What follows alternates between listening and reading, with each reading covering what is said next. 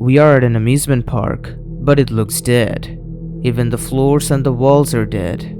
Something about the rust and the metal is quite not okay. There are stuffed rabbits with blood on them. It's foggy, and there's no exit. The sky is pitch black. There are random holes that leads to nowhere. Such a place simply does not make sense. We have a knife in hand for unknown purpose, but the feeling we get by being in the environment makes it obvious that the knife is there so we can protect ourselves. But from whom? The entire amusement park is just brown and bloody. A strong, ominous feeling is around us, and there are sounds of the unknown that creates a strong mood, along with the thumping sounds of stepping onto metal.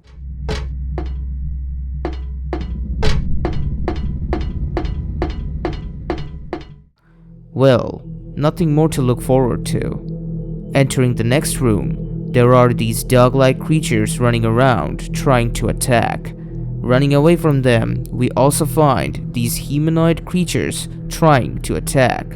And this is the sound that plays in the back.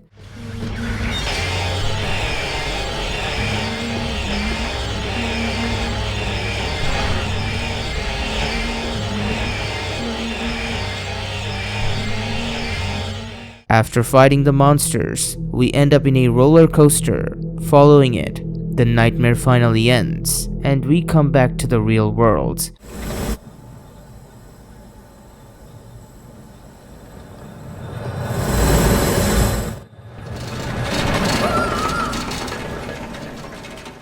Quite a starting sequence for a game. Sets up the mood perfectly. We already get a hint of what's to come.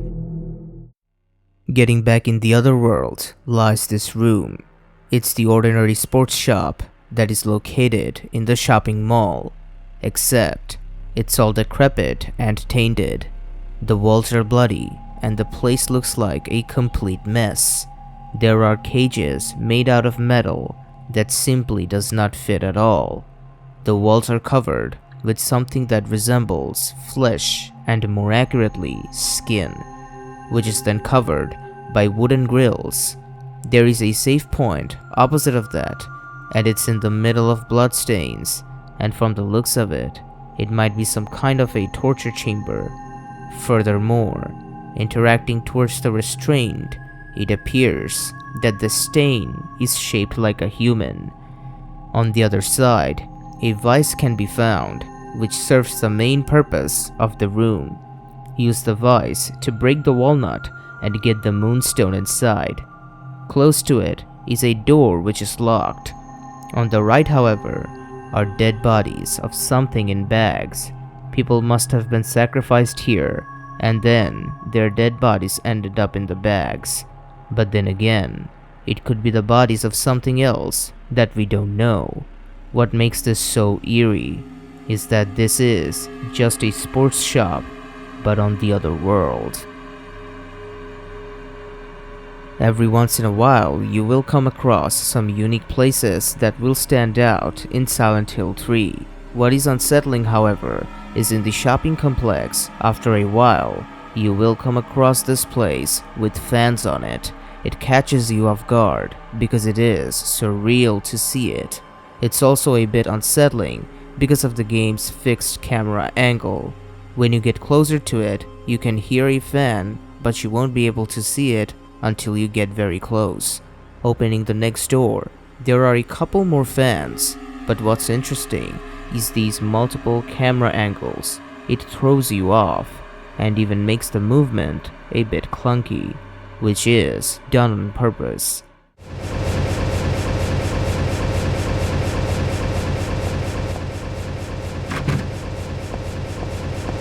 A room with a mirror. As usual, everything else around us is completely dead. There's a feeling that this place has been abandoned for a long time, but is also taken over by something demonic.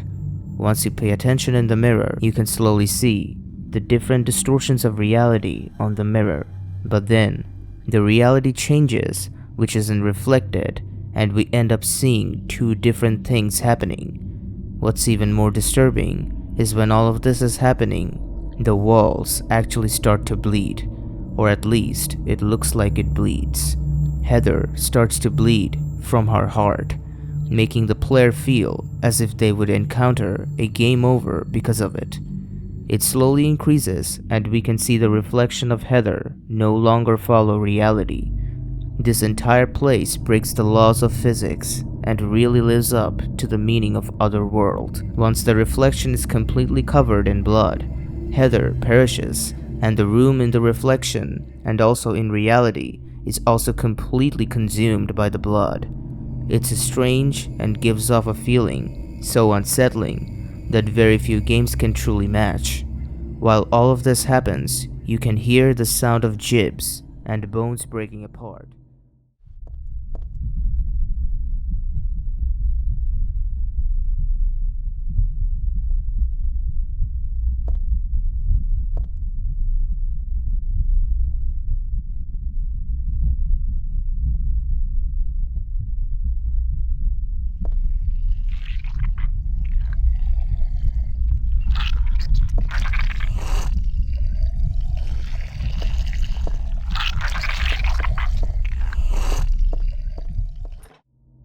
Once again on the other world, a crying girl can be heard.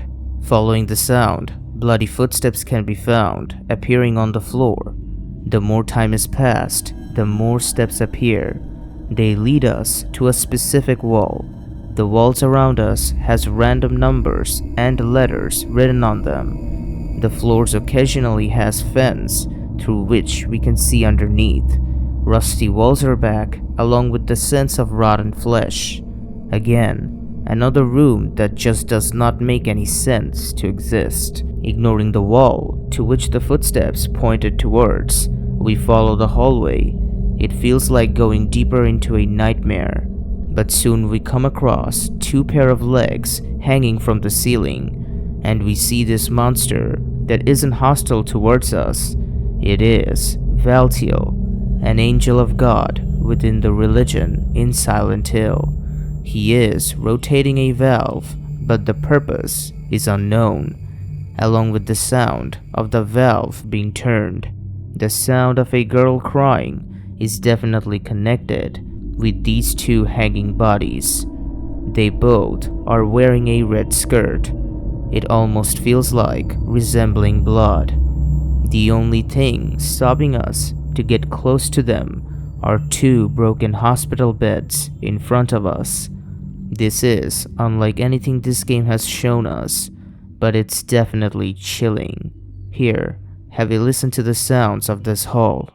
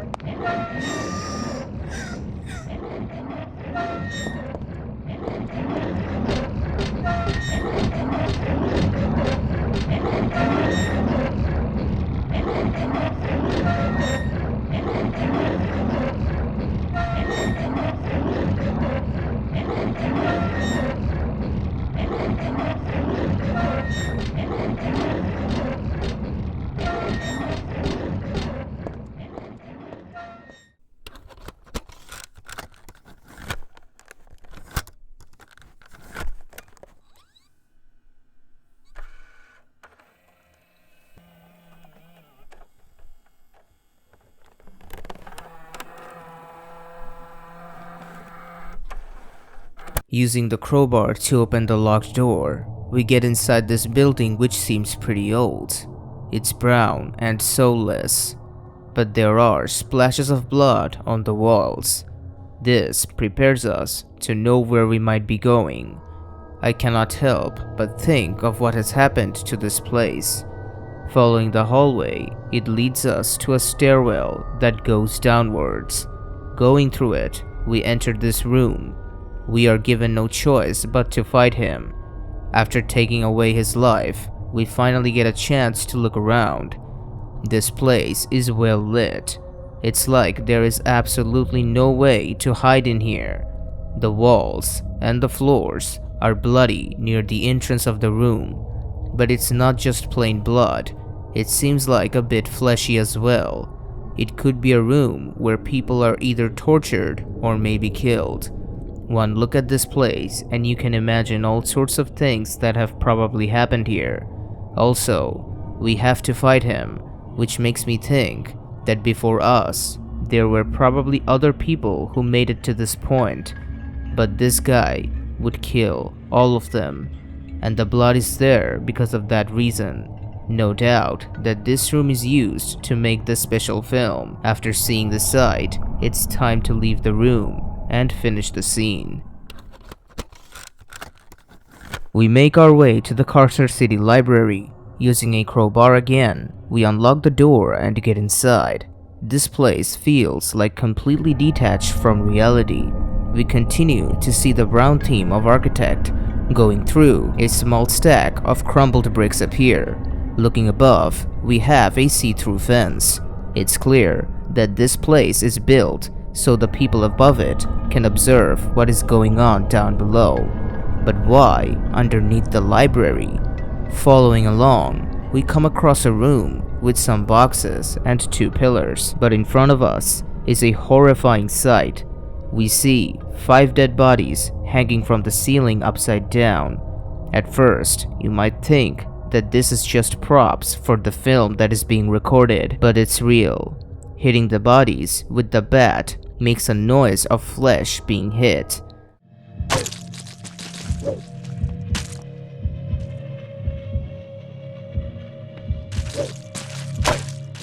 Which makes it clear that these are indeed actual bodies, people who have died and their body is being wrapped around plastic, probably to keep the corpse as fresh as possible and away from flies, as they can easily devour the bodies. The fact that while you are fighting through the hunters and this just suddenly appears catches you off guard. This place being under the library makes it even more frightening.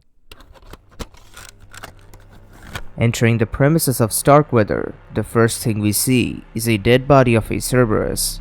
They must have done something wrong. The head is missing from the body. From the looks of it, he could probably be begging for mercy before dying. It does make sense to think that he got electrocuted.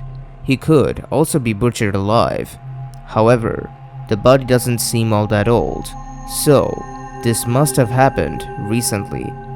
Moving on, this place just feels so lifeless. Even though there are trees around us and birds flying, this place just looks dreaded. The gray sky does not help either, not to mention the fog that hides everything around us. The trees have no leaves on them, and everything just feels so dry. Just up ahead, we find a small burn. It is completely destroyed, and there is another body. The hand is detached from it and hangs on the railing. The body is upside down. Though the head is missing, it might have been crushed and turned into mince. As you can see, the flesh on the floor resembles that. Again, there are no flies on the body, which might indicate that the body is relatively new or recent, but I just cannot make up of how he died. The detached hand is on a place that makes little sense to be at. It's obvious that he must have been thrown into the window facing his head down. It might be that his hand was decapitated later after he already passed away.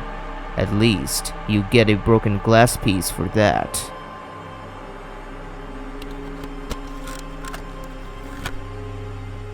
Starkweather's mansion looks like your typical rich people's mansion, from the outside that is, but going inside, we can see how lifeless even his mansion is, which is ironic, considering he is an artist, if you know what I mean. But going all the way down, we can find the basement. If you play the game while having noise turned on, this place will immediately creep you out. Its symmetric architecture, along with grey and colorless accent, gives off a vibe like none other.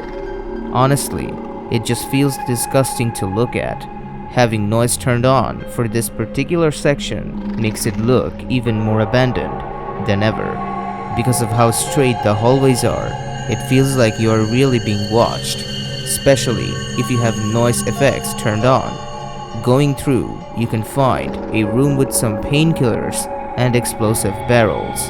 However, on the other side, you can find a room with a generator, which you need to turn on to advance in the scene. Going all the way back, you can have a look at the stairs from which you descended. It feels like you have abandoned all of humanity, and that's the surprising part. This place particularly has nothing that is trying to scare you. It doesn't have bodies or anything even remotely scary. It's just this place is trying to consume you and tear you apart by making you feel completely isolated from everything. This room is considered as one of the most disturbing rooms in this game. It takes place on the very last scene of the game. The first thing we notice is long hallways. It feels like this place used to be some kind of a hotel, but there's no way to tell now. Taking the first left, we see an empty room with empty space. The walls are old, the ceiling is falling apart, the floors are degrading as well. There are holes in the wall. Following the hole, it says sniff sniff. There is a single lamp on top lighting the graffiti. Something about this particular area is unique than what we saw in this game so far. There are broken glasses on the floor. Paints of the walls are coming off. Place feels like years old. Then there are these small hiding spots. This particular hiding spot stands out. It seems like the walls are being burned and there are blood on it as well. Just doesn't make any sense. Following the blood trail, we find ourselves in a bedroom with a broken bed. I do not want to know what happened here. On the room to the right, we find a guy taking a bath on a pool of mints. At least the game gives you painkillers. Finally, making our way back, we can look at Pixie's lair. There is a dead Cerberus here. From the looks of it, Pixie was eating the corpse. It's eaten from one side while the other is still intact. Again, a recent body. On the wall beside it, we can see a torso. The hands are gone. Again, probably eaten. The bottom is also completely missing.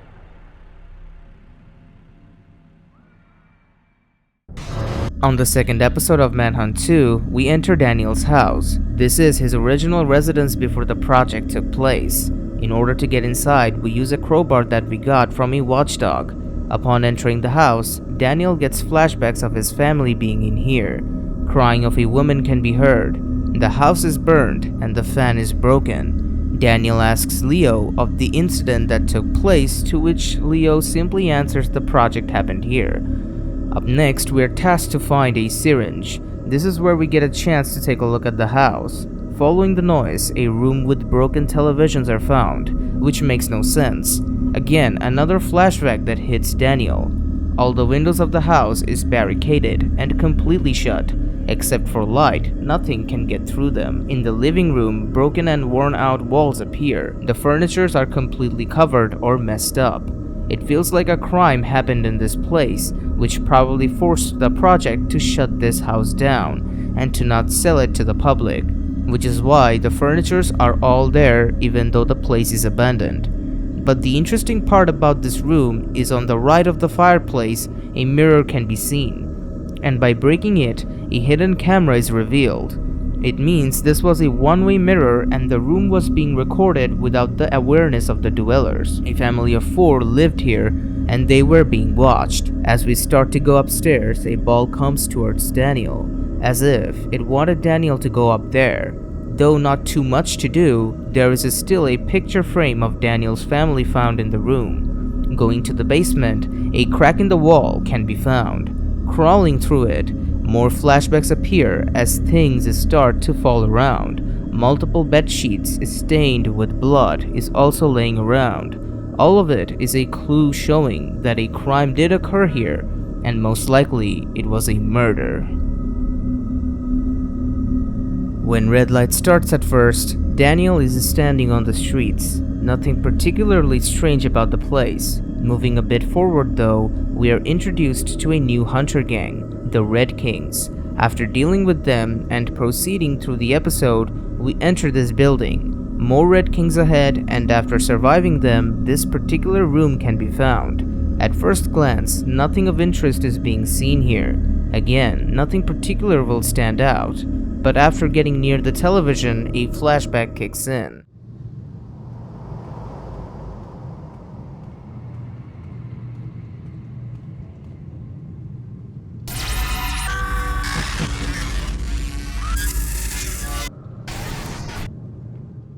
What is so strange about this particular flashback is that a connection of whatever that have happened here seems like nothing to do with Daniel. But if it was so irrelevant, then how is Daniel getting flashbacks? Another thing to note is something very brutal or cruel has happened. As in the short flashback, the walls are covered with flesh. Someone was killed in a brutal fashion in this room, and it has something to do with Daniel. But there are no clues that hints at what it could be, even though the flashback makes Daniel's head hurt. Unfortunately, this room stays mysterious to this day. After unlocking the first door by using a head of the hospital employee, we get access to a shooting gallery. From here, two paths can be taken. Taking the right will lead us to this room. It's one of the most bizarre rooms in Manhunt 2. The very first thing we notice is the wall stained with blood. It's as if the blood was splashed on the wall. On the left, a trail of blood can be found, which leads to a door. But the door cannot be unlocked, even hitting it only makes noise. Getting back to the wall, there are dumpsters in the room and blood is coming out of them. The blood on the wall is much more vibrant and noticeable in the middle, followed by more bloodstains around it that are opaque. If you zoom in closer, you can actually notice that there are some bullet holes found on the wall, which is a clear indication that something or someone was shot and killed in this chamber. Those dumpsters could have bodies inside them. Earlier, we found that monkeys were being experimented in this hospital. So, there is a possibility that this would be a separate room where the project would kill off monkeys, but what might be the purpose is unknown. There are also a lot of filming equipment found in this room, probably due to the project recording their subjects to observe the results of their experiments. There is a locker which can be opened for a single painkiller, which might be the purpose of this room from a gameplay perspective. But the most bizarre thing is, of course, this weird fetus-looking creature. I have already talked about this and said that it looks a lot like the Nihilith from Half-Life, and it's pretty weird. It resembles a baby with a big head. The face of it is actually very detailed, so you know that Rockstar wanted people to look at this creature. It might even be an alien, as this game is set in the same universe of Grand Theft Auto. Beside it, we can see two hand-like figures. Maybe they're the hands of a monkey in a solution for later observation. But the real purpose of this room, other than getting a painkiller, remains bleak. This room appears only if you get the good ending of the game. After using a syringe on Leo, Daniel can access this locked room by using the crowbar of Leo. Once you get in, you have to deal with the enemies you have already killed before. After getting rid of them, you get a chance to take a look around. This place and this entire sequence has a dreamlike style to it, because it is happening in the head of Daniel. Looking around, we can find corpses, and because this is Daniel's mind, or mental place, it's easy to assume that these bodies are the manifestations of Daniel's victims. He still feels guilty from everything he has done. The chamber has a long hallway, and there's spider webs everywhere. But if you pay very close attention to the sounds of the background, you can definitely hear whispers which are mostly vague, except this one line of dialogue that is pretty clear. Have a listen.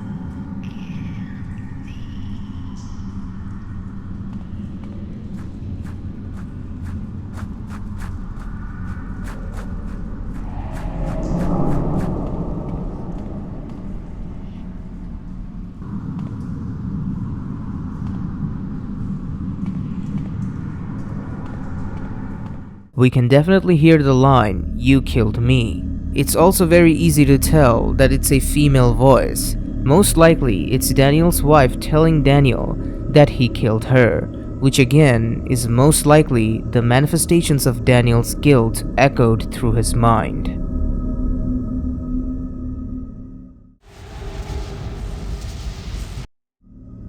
After escorting an NPC through the dark hallways, you will come across this ladder. The place is completely dark, so the flashlight is a must. Climbing up the ladder, there's nothing special going around, just some supply lockers and that's it. But going through the door in front of you will lead you to a room with hanging bodies. Keep in mind that at this point of Doom 3, you have never come across a place quite like this one. There are a lot of spider webs around you, letting you know that some sort of a spider-like creature has trapped these bodies. Under the railing, some supplies can be found, which is basically the sole purpose of this room. If you try and shoot the bodies, blood will splash out of them.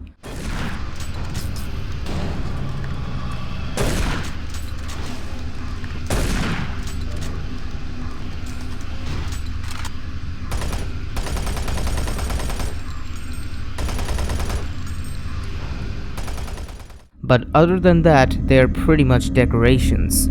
As I have said, this is quite like nothing you have seen in Doom 3, at least to this point, and this is why this particular room stands out.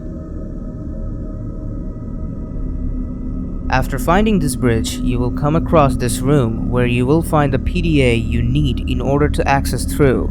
Taking the left, there is a pistol on the ground and red lights are turned on. Beside it, blood can be found on the floor. Going to the other side, you can find a room splashed with blood and in a mess.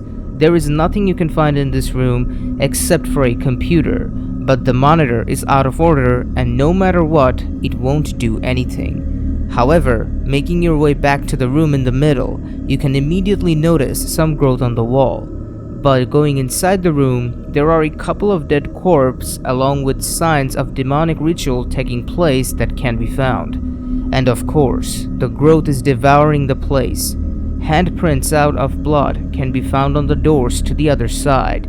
Well, if you couldn't guess it before, this is the room where you will find the PDA that you need.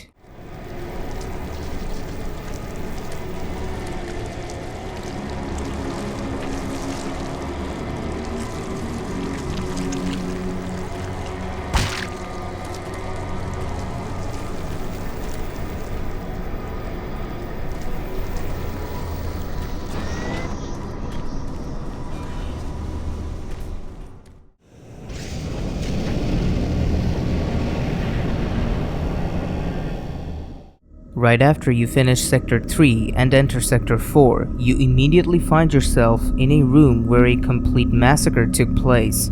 The entire place is full of blood. The floors are being showered with flesh and other parts of corpses. There are bones and skeletons in the ground, which means it's not too long ago that people have died in this room. The walls around you are full of blood, and there are writings in the wall. The words that you can make out are die, burn, suffer, and succumb. In the next room, a chainsaw zombie will charge you.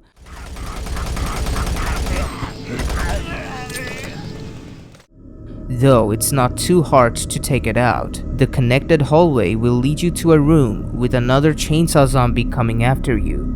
After taking care of it, you will reach the computer room with the locked supplies behind you and a skeleton sitting on the chair. After getting the supplies and seeing the barons for the first time, you will reach hell.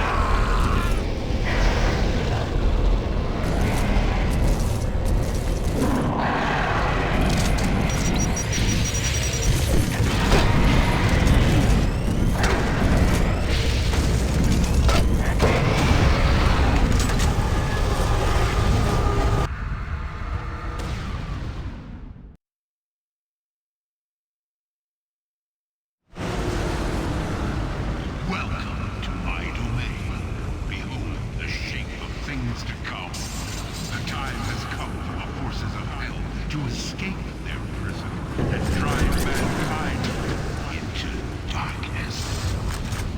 Your darkest fears will soon be realized as your soul burns in hell. There's nowhere to run. I am everywhere, and you will never find the thing you seek.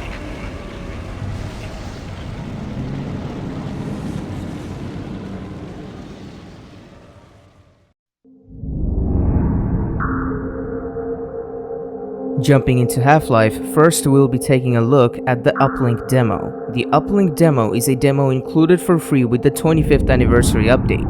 Through this short demo, the players can come across this underground passage. The first thing to notice is a lone scientist dying in the corner of the room, and there are some shotgun shells to aid the player.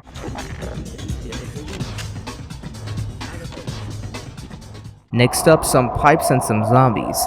The one on the left is carrying a scientist and a guard. Let's get rid of them. After that, a soldier spots us, but he gets distracted and becomes a barnacle's dinner.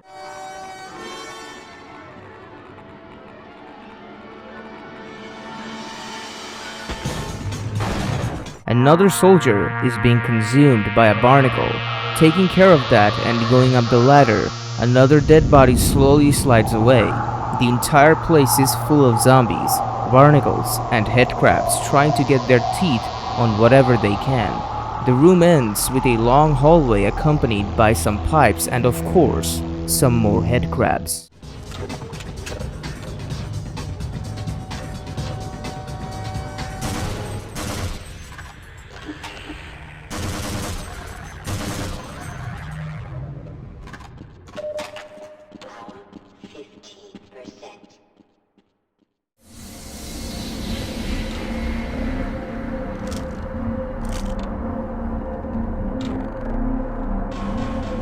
On the fourth map, after sneaking through some vents, a dimly lit room with a bunch of barnacles can be found. We can obviously tell that the barnacles have cleared this room, as blood can be seen everywhere. There are also bones and skulls laying around, implying that the barnacles harvested the bodies, except for the bones. Along with bones, some bullets for the Glock and shells can be found. If you try picking up the battery and other supplies, the barnacles will latch onto you, giving you no choice but to kill them. The lighting of this room is also very mysterious. It's green, but it feels very pale and makes you feel extremely lonely, which adds up, as in this room you are quite literally alone, and everyone else around you is dead.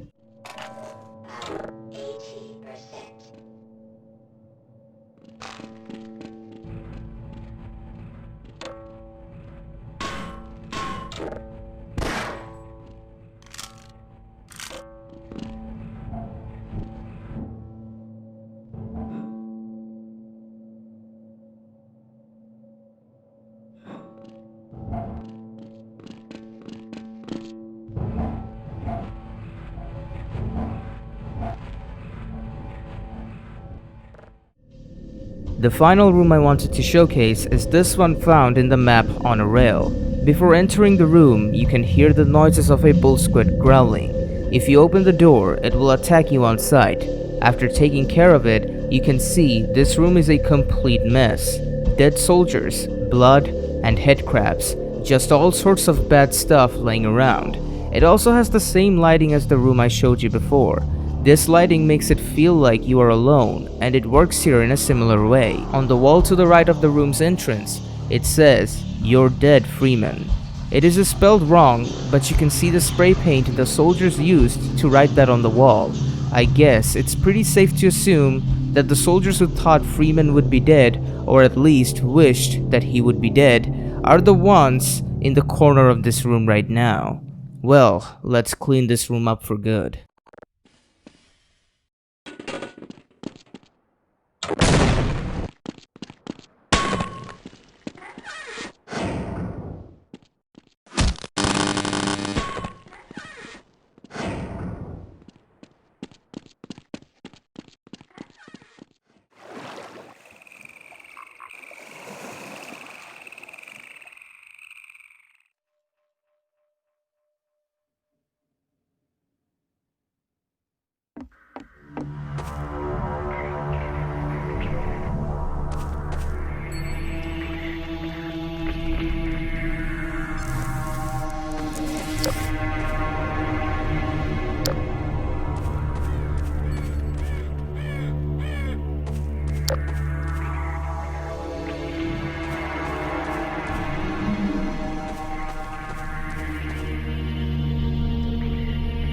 The final area we'll be taking a look at is Ravenholm. This is one of the most iconic levels in all of video games. Right from the opening, you know what you're up against. The fallen Ravenholm sign is telling you that the town of Ravenholm is gone.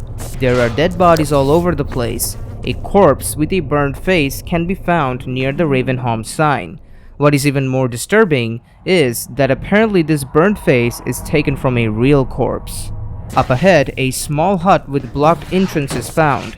Using the gravity gun, we can unblock our path and get through.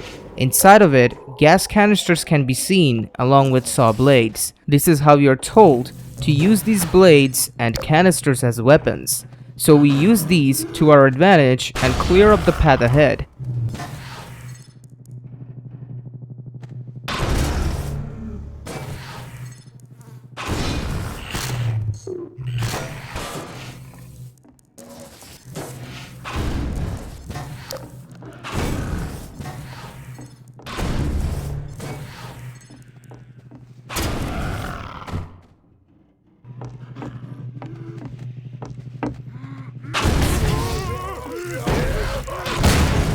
Then we can find birds, which are flying after going outside.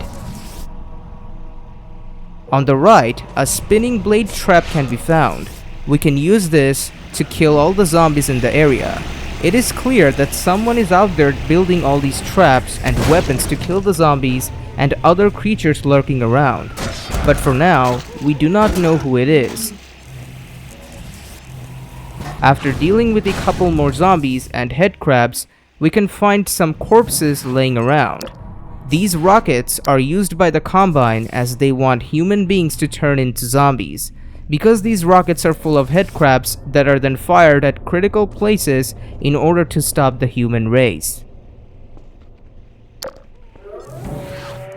Using the barrels, we can clear the path and finally meet the one who set all these traps to kill the zombies. Who is this? Another life to save?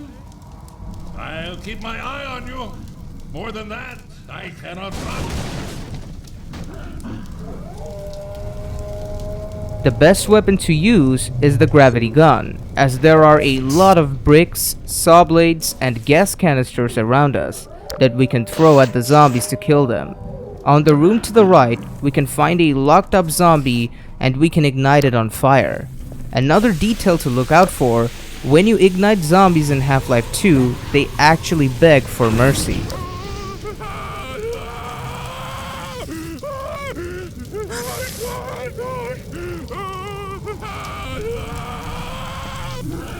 But the audio is in reverse for the players to realize that. It's a pretty well-known Easter egg which tells us that these people are probably still alive. They are suffering from pain, but because their nervous systems are being controlled by head crabs, they can't do anything about it but suffer from tormenting pain.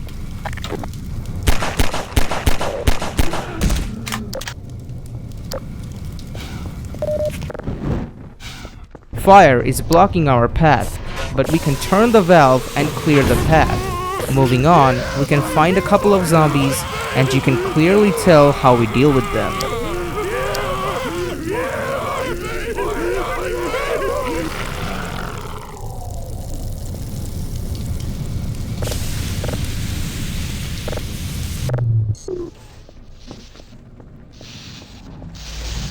We have to use the ladder to go up, but the fence in front of us is electrocuted and cannot be used. So we have no other choice but to find the source of the electricity and then shut it down so it will let us proceed. So we go back to where Father Gregory was and enter the building. The place is crawling with zombies and head crabs, but luckily there are barrels and saw blades as well.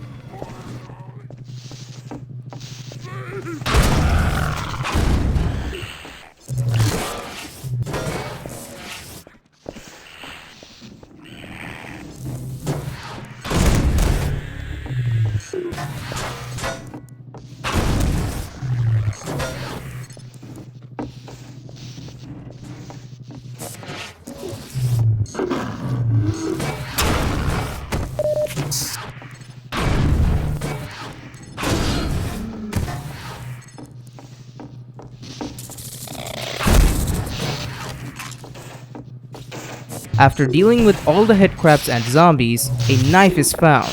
It is being used as a switch for the electric fence. Turning it off finally clears the path ahead for us. We make our way back to the fence and climb the ladder. On top, we meet Father Gregory again.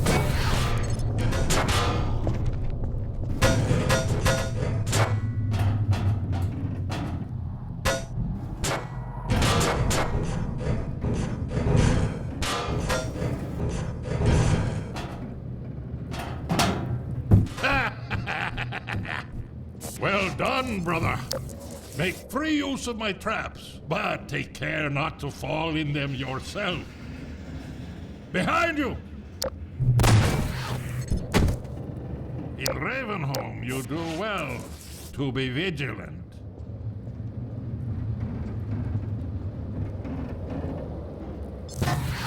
Falling to the wooden planks below, we can find a room full of headcrabs again, and you know how we deal with them.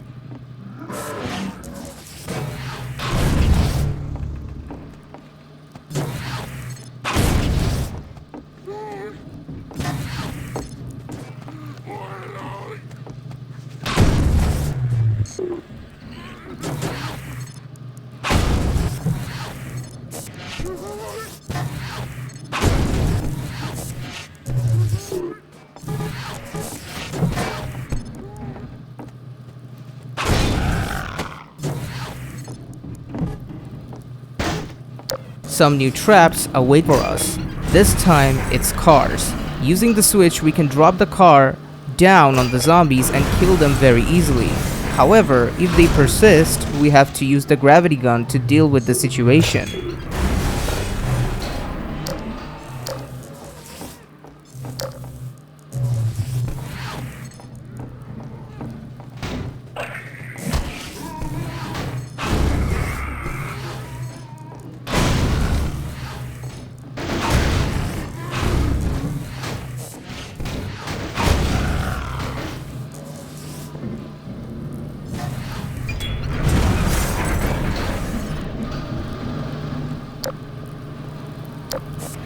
Now we can use the cars as elevators in order to gain access to the rooftops.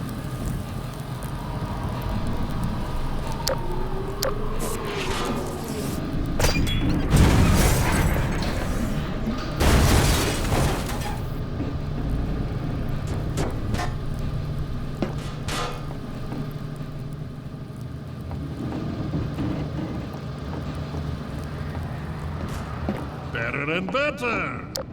I am Father Gregory. You have already met my congregation.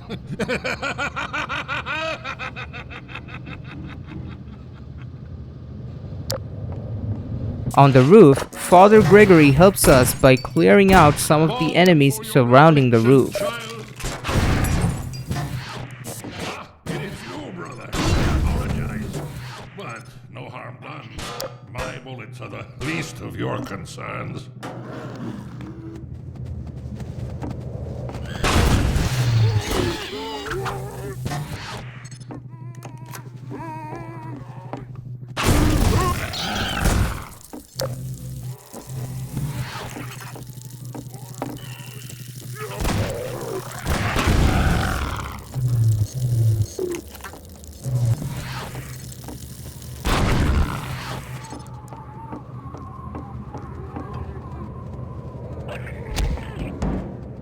The game gives you a lot of barrels, so you can easily deal with all of that. Well, let's use the barrels to our advantage.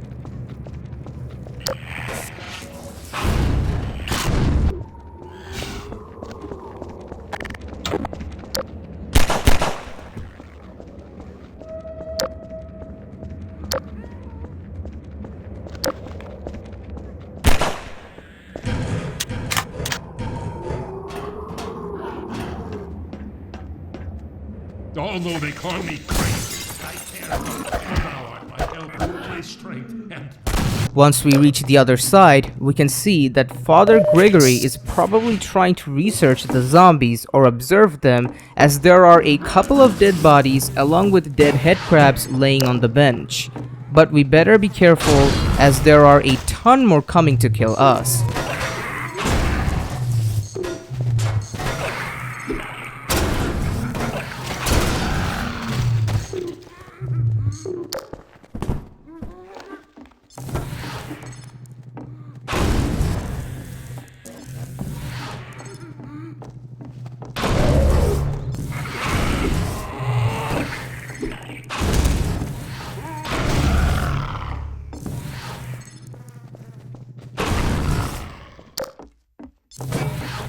Shortly after dealing with the zombies, we are introduced to a new type of enemy, the fast zombie.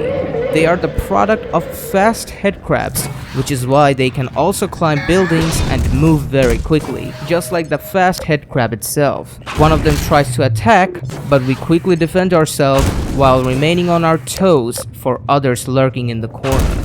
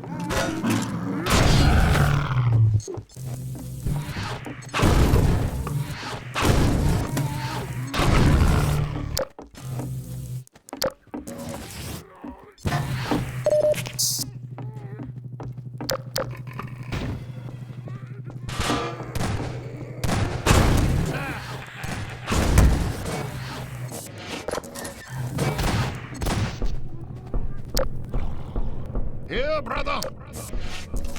Come closer. You've stirred up hell. A man after my own heart.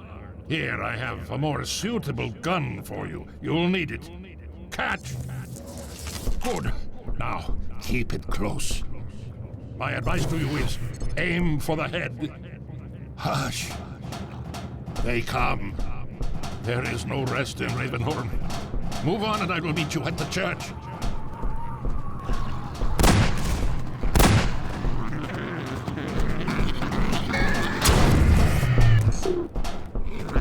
I remember your true face.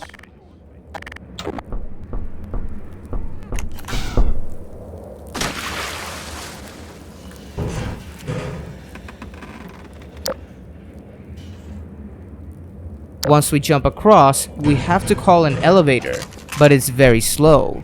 So for the meantime, we have no other choice but to defend ourselves with the gift from the Father.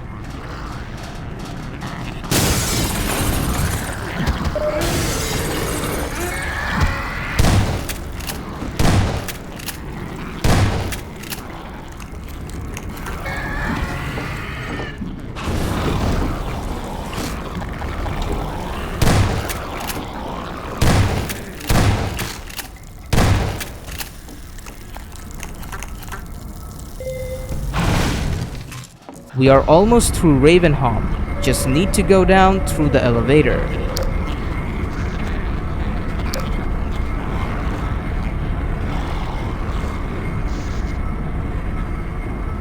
There are way too many of them, so let's just make a run for it.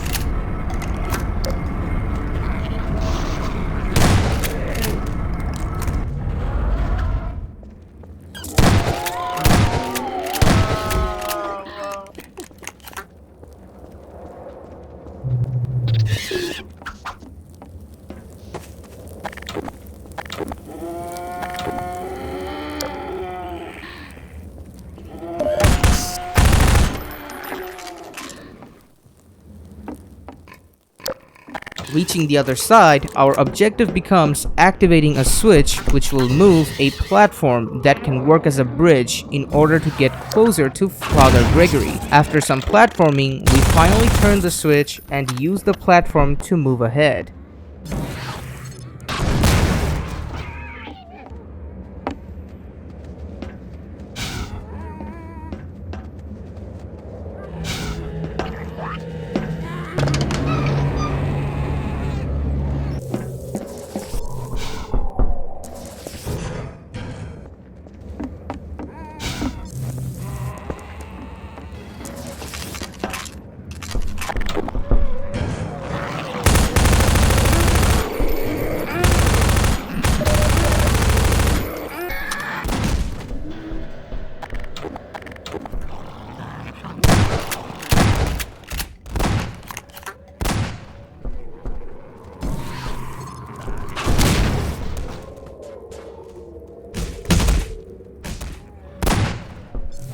Rest, my child.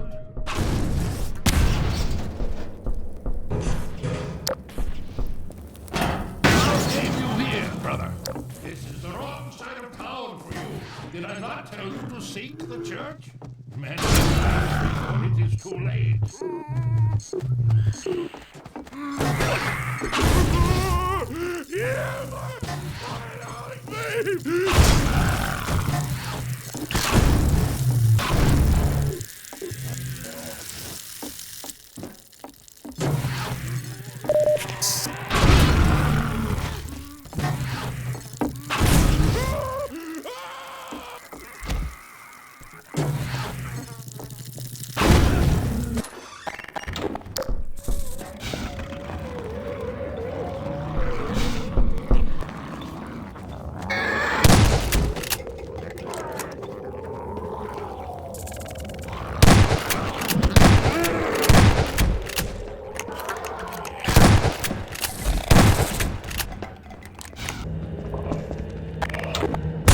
We are finally so close to Father Gregory and getting through Ravenholm. We have to call in another elevator and defend ourselves as long as it takes for the elevator to May they arrive. become like dust before the wind. May the angel of the Lord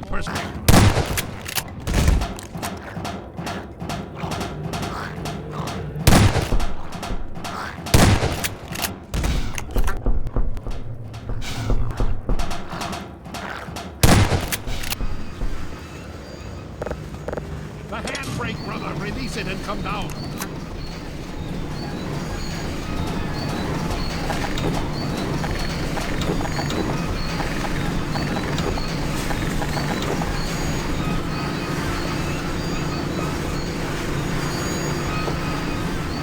Greetings, brother. And so we meet at last. You are to be commended for avoiding my traps. The work of a man who once had too much time on his hands and now finds time for nothing but the work of salvation. I suspect you have little wish to remain in Ravenholm, so I will show you to the mines.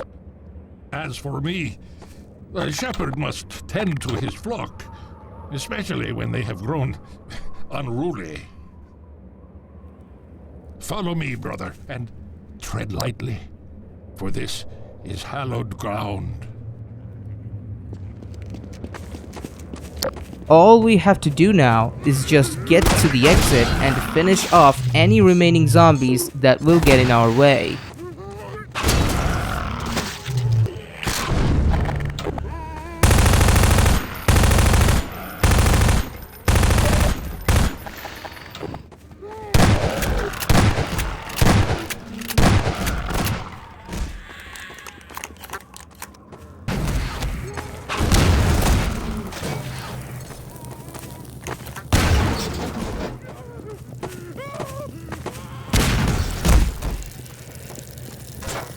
Be free, my child!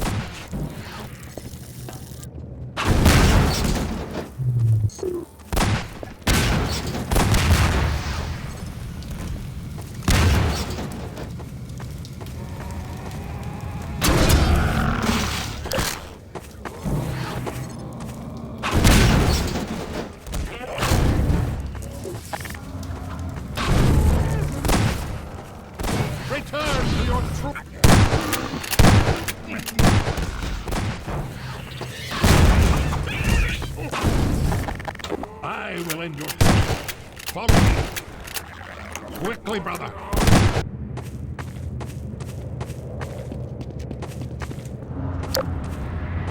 Hurry while I hold the gate.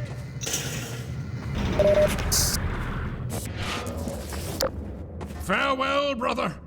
I fear I deliver you to a darker place. May the light of lights illuminate your path. Look to your own salvation.